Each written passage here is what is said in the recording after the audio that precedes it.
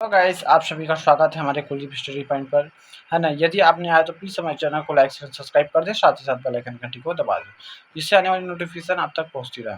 तो आज बात कर लेते हैं शैली। ठीक है, तो शैली में क्या क्या पढ़ेंगे आपका देख लेते हैं। यहाँ पर प्रस्तावना है, शैली अर्थ है, शैली की परिभाषा है, शैली की प्रकार, ठीक है, और उसके बाद निष्कर्ष। तो फर्स्ट देख लेते हैं अपन निष्कर्ष, ये प्रस्तावना देख लेते हैं। ठीक है, तो ये बीएससी बीकॉम बीए में है ना।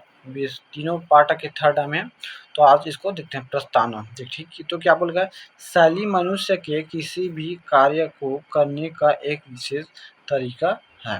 ठीक है, बोलने व लिखने का अच्छा व विशेष ढंग ही मनुष्य की शैली कहलाता है ना, जिसके माध्यम से व्यक्ति अपने विचारों को प्रभावशाली ढंग से दूसरों तक पहुंचा जा सके।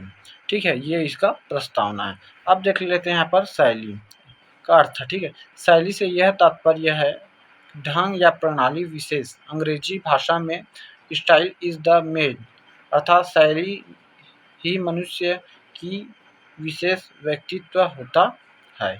हो गया, शैली का अर्थ ये हो गया। अब थोड़ा सा और आगे यहाँ पर देखा।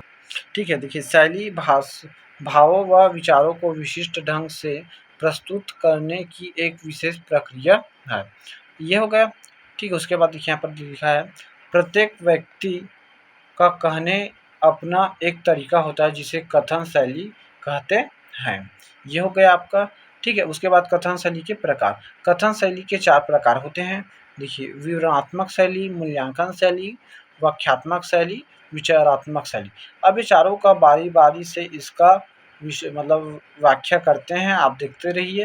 ठीक है, तो अब देखते हैं कि आपका विवरणात्मक शैली। विवरणात्मक शैली से आशा है कि किसी घटनाक्रम, ठीक है, विवरणात्मक शैली से ये आशा है कि किसी घटनाक्रम का क्रमबद्ध विवरण प्रस्तुत करता है। इसमें लेखक या पाठक अपनी भावनाओं को अलग रखकर विषय वस्तु का क्रमबद्ध विवरण प्रस्तुत करता है। ये हो गया।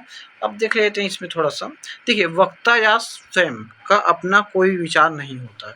ठीक है, बोलने वाला का कोई अपना विचार नहीं होता, जैसे देखता है या सुनता है वैसी विवरण प्रस्तुत करता है।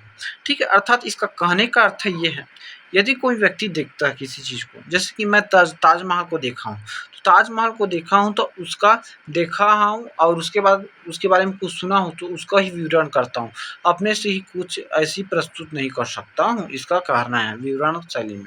ठीक है, इसमें वक्ता पाठक के सामने होता है और घटनाओं का विवरण उदाहरण चिन्ह में रखता है। ठीक है, देखिए ये बात हो रहा है कि जब हम देखते हैं यहाँ घटना को तो उसके बारे में ही बोल सकते हैं, बिना देखे हम नहीं बोल सकते। अर्थात यदि सुने रहेंगे तो बोलेंगे या तो देखे रहेंगे तो अपने होकर इस बारे में हम चर्चा नहीं कर सकते हैं। ठीक है, अब देखिए मूल्यांकन शैली। इसमें आलोचना या समीक्षात्मक शैली भी कहा जाता है ना। इस शैली में किसी घटना या व्यक्तित्व के संबंध में देखने सुनने के पश्चात निष्कर्ष निकाला जाता है। इसमें है ना घटना की गंभीरता के निरीक्षण के पश्चात निष्कर्ष निकाला जाता है।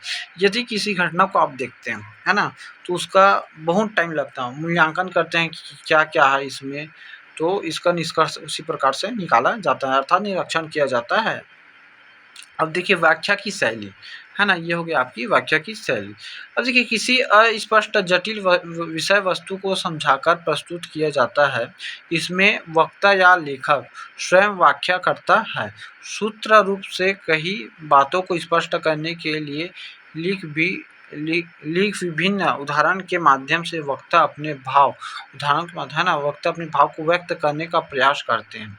ठीक है, अब देखिए व्याख्यात्मक अर्थात व्याख्या करते हैं, लिखते हैं, अर्थात कि अपनी भाव को किस प्रकार से व्याख्या करनी चाहिए, भाव को व्यक्त करने के लिए अतः मान लिया जाए किंतु परंतु आदि शब्दों का प्रयोग करते हैं। जैसे देखिए अहिंसा, अहिंसा एक शब्द है, ठीक है, उसका व्याख्या करें। अहिंसा की व्याख्या है आपका हिंसा न करना, किसी जीव का हिंसा न करना।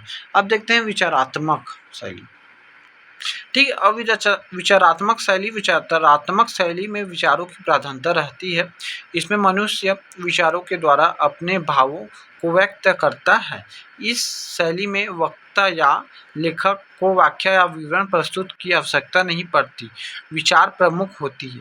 विभिन्न तर्कों के माध्यम से वक्ता अपने भावों को प्रकट करता है। मतलब एक प्रकार से माने जाए तो इसमें विवरण प्रस्तुत नहीं होता है ना, विचार, ठीक है। वक्ता का विचार और लेखक प्रस्तुत ही नहीं होता, शैली, है ना, सिर्फ इसमें विचार अर्थात आइडिया का संचार संचार होता है। ये हो गया, आपकी बात समझ आ चुका होगा, है ना। अब देख लेते हैं थोड़ा सा इसका निष्कर्ष देख लेते हैं। उपयुक्त कथन से स्पष्ट है कि शैली व्यक्ति के विचारों को प्रभावशाली ढंग से दूसरों तक पहुंचा सकते हैं। अतः इस प्रकार हम कह सकते हैं कि शैली मनुष्य के व्यक्तित्व को जानने व भावों के आदान प्रदान का एक सशक्त माध्यम है ना। अर्थात शैली को आप पूरी तरह से पढ़ चुके हैं। यदि वीडियो अच्छी लगे तो प्लीज़ हमारे चैनल को लाइक शेयर सब्सक्राइब कर दें, साथ ही साथ बेल आइकन घंटी दबा दें, जिससे आपको BA BSc BCom first year second year final सभी प्रकार के एजुकेशन चैनल है पूरे। आप प्लीज़ चैनल को लाइक शेयर सब्सक्राइब कर दें।